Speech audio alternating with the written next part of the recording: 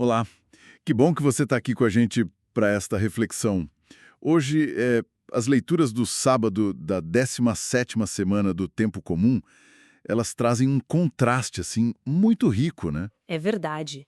Tem a justiça radical do jubileu, lá de Levítico, Isso, depois a alegria da confiança que a gente vê no Salmo, lindo, Sol. e por fim a coragem, né? A coragem do testemunho de João Batista, que vai até as últimas consequências. É uma combinação forte mesmo. E a ideia é essa, né? Mergulhar um pouco em como essas coisas, justiça, alegria, coragem, se conectam na nossa vida cristã hoje, no dia a dia mesmo. Vamos começar então com Levítico, com essa ideia do ano jubilar. O que me chama a atenção ali é como é radical, né? A cada 50 anos, um tipo de reset. Exato. Perdoar dívidas, libertar escravizados, devolver terras.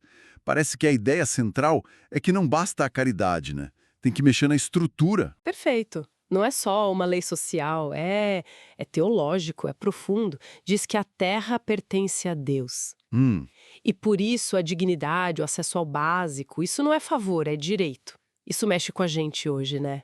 Será que as nossas estruturas promovem dignidade ou aumentam a exclusão? é um questionamento direto para nós. E a fé leva a isso, a pensar além da ajuda imediata, sabe? Pensar em mudança de verdade mais duradoura. E como é que esse espírito do jubileu chega para a gente hoje? Diante de tanta desigualdade, parece que o chamado é para sermos agentes de restauração. Com certeza. Pode ser se informar mais, apoiar quem luta por justiça social, ou até rever nosso jeito de consumir, de partilhar. Sim, e essa luta por justiça que às vezes cansa, né? Exige uma força, uma resiliência, e aí talvez entra a beleza do Salmo 66. Ah, sim. O Salmo 66 muda o tom, né? É pura alegria, gratidão, um convite para todo mundo louvar. Aclamai a Deus, ó terra inteira. Reconhece Deus agindo na história. E é interessante pensar de onde vem essa alegria, né? Não é um otimismo ingênuo, tipo, Não, não. fingir que tá tudo bem. É uma confiança madura, que nasce da experiência de que Deus é fiel, mesmo quando tá difícil. É a certeza de que a gente não está sozinho, né? Que Deus guia a história. Isso. E essa confiança vira alegria, vira força para encarar o que vier. É um antídoto para a ansiedade que às vezes paralisa a gente. E cultivar essa alegria no meio das crises talvez passe por agradecer mais no dia a dia, né? E partilhar a esperança, principalmente com quem está mais para baixo. Exatamente. Essa força, essa alegria da fé, me parece chave para a gente poder encarar o que vem no Evangelho. Bem lembrado. Porque aí o Evangelho de Mateus nos coloca diante de João Batista e do preço da verdade. A narrativa é forte. João é preso, depois decapitado, por denunciar a injustiça de Herodes, o governante, né? É. Aquele relacionamento errado dele. Uhum. A verdade que incomoda o poder quase nunca é bem-vinda. E o que fica é o testemunho radical dele. Ele pagou o preço mais alto pela fidelidade. Pela verdade. Nossa, Ele vira um símbolo muito forte de coerência, de coragem moral. A mensagem dos justos, mesmo quando tentam calar, continua ecoando, né? confesso que essa coragem de João Batista sempre me desafia muito.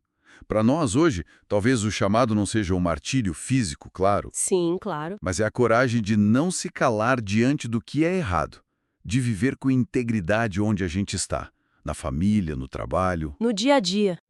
Sair do silêncio que é cômodo, sabe?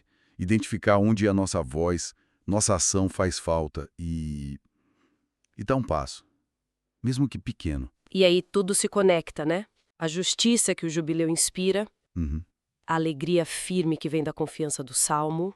E o testemunho corajoso como o de João Batista. Não são coisas separadas. São lados diferentes da mesma resposta ao Evangelho, né? Se bate o desânimo com os problemas do mundo, lembrar que Deus quer justiça. E isso ajuda a seguir. Pois é. E se a ansiedade aperta? A confiança do Salmo ajuda a gente a colocar as coisas em outra perspectiva. E se der medo de se posicionar, de viver a fé de verdade, A coragem de João, na nossa medida, lembre que ser fiel nas pequenas coisas já é um testemunho enorme. A autenticidade já faz diferença. No fim, acho que somos todos chamados a ser um pouco instrumentos dessa justiça, a cultivar essa alegria da confiança e a ser testemunhas corajosas da verdade que liberta. Que a nossa vida possa ser um sinal disso. E fica talvez uma provocação, né, pra gente pensar. E se a gente começasse a praticar um jubileu do coração nas nossas relações mais próximas? Como assim? Perdoar dívidas afetivas, sabe? Partilhar mais nosso tempo, nossa atenção, buscar recomeços. Como será que essa prática pessoal poderia fortalecer a gente para desafiar também as estruturas maiores de injustiça lá fora? Nossa, excelente reflexão para a gente levar.